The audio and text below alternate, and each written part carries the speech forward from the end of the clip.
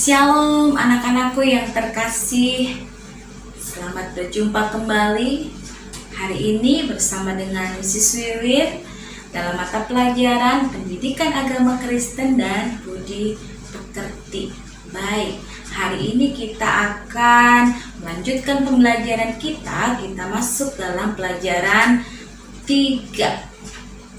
Allah mengasihi dunia.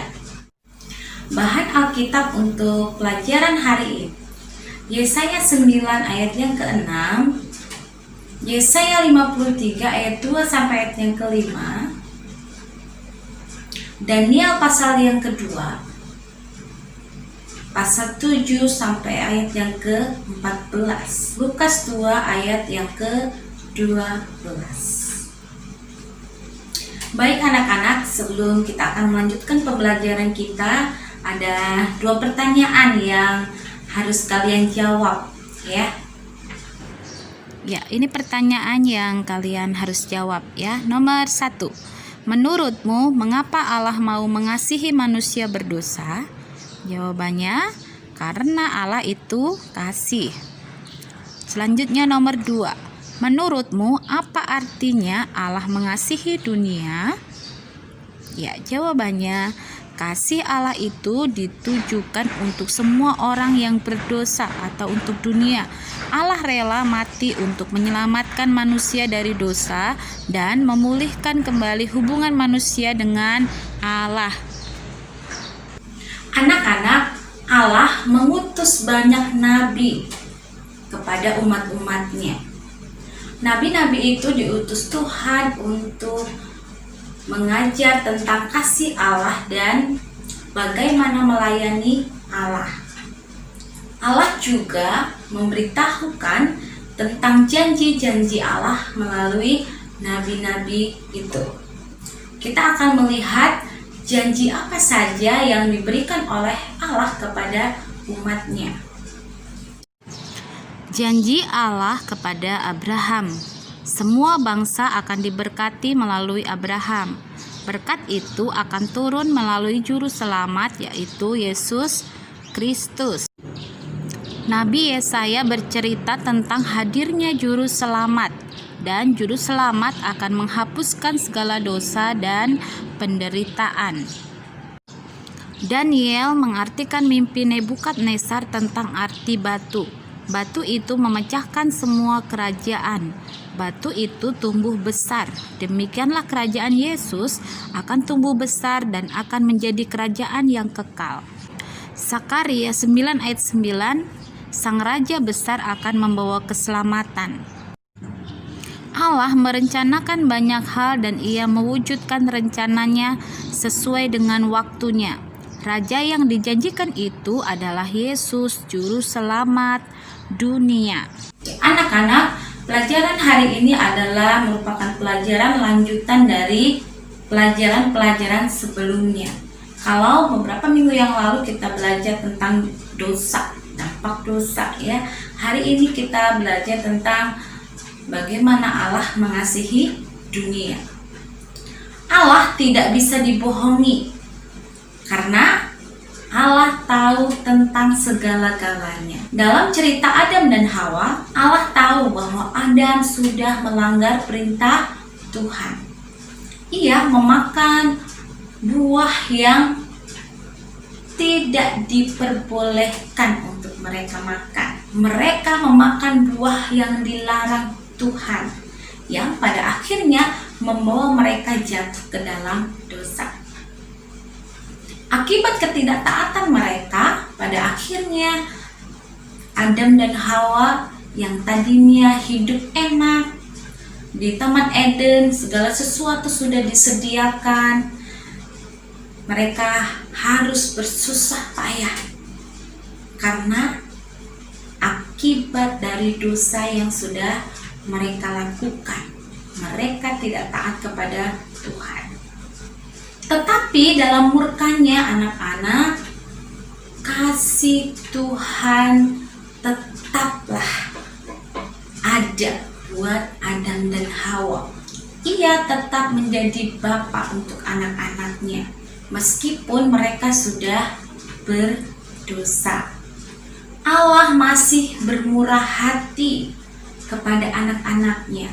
Sekalipun mereka berdosa, sekalipun mereka sudah melanggar perintahnya, tapi Tuhan sangat mengasihi anak-anaknya, yaitu dengan cara memberikan anaknya, yaitu Yesus Kristus, untuk menyelamatkan dosa-dosa yang dilakukan oleh dunia, yang dilakukan oleh orang berdosa, termasuk anak-anak juga Miss Wiwin, ya. Mengapa Allah mau menyelamatkan manusia yang berdosa? Jawabannya adalah karena Allah mengasihi dunia. Seperti yang disaksikan di dalam Yohanes 3 ayat yang ke-16. Karena begitu besar kasih Allah akan dunia ini, sehingga Ia mengaruniakan anaknya yang tunggal, supaya setiap orang yang percaya kepadanya tidak binasa, melainkan beroleh hidup yang kekal. Allah ingin hubungan antara manusia dan Allah yang tadinya dirusak oleh dosa itu dapat kembali, hubungannya menjadi baik kembali. Tujuannya agar manusia tidak binasa. Anak-anak, keselamatan bagi dunia sudah tersedia. Lalu apa respon kita terhadap apa yang Tuhan sudah kerjakan bagi kita? Kita harus bersyukur, ya. Kita harus berterima kasih atas luar biasanya pengorbanannya di kayu salib untuk menebus dosa kita semuanya, yaitu dengan cara bersungguh-sungguh hidup di dalam firman Tuhan. Sungguh-sungguh percaya bahwa Tuhan Yesus Kristus itu adalah Juru Selamat dunia, Juru Selamat kita, ya. Oleh sebab itu patut kita bersyukur kepada Tuhan atas keselamatan yang Dia berikan kepada kita semuanya. Ya, anak-anak, ada beberapa pertanyaan yang bisa kalian jawab. Anak-anak, nomor 1. Apa yang kita harus lakukan sebagai tanda terima kasih atas kasih Allah bagi dunia?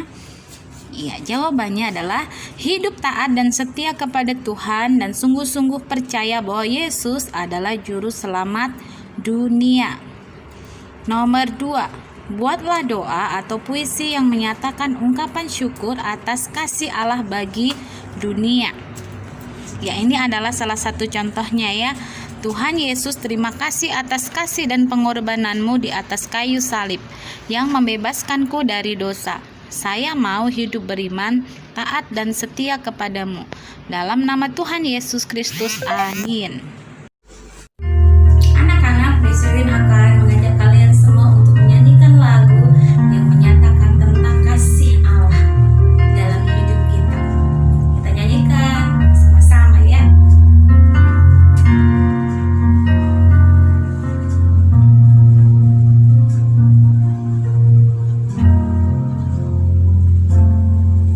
Kasih Allahku sungguh telah terbukti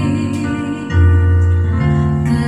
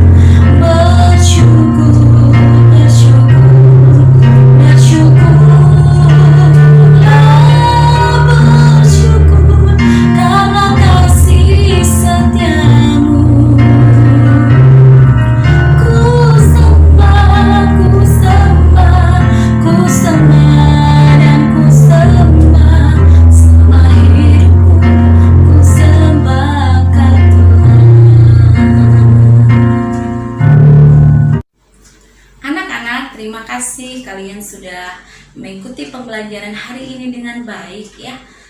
Sebelum kita mengakhiri pelajaran kita hari ini, mari sama-sama kita berdoa. Allah yang baik, terima kasih atas cinta dan sayang-Mu kepada kami, orang-orang berdosa ini.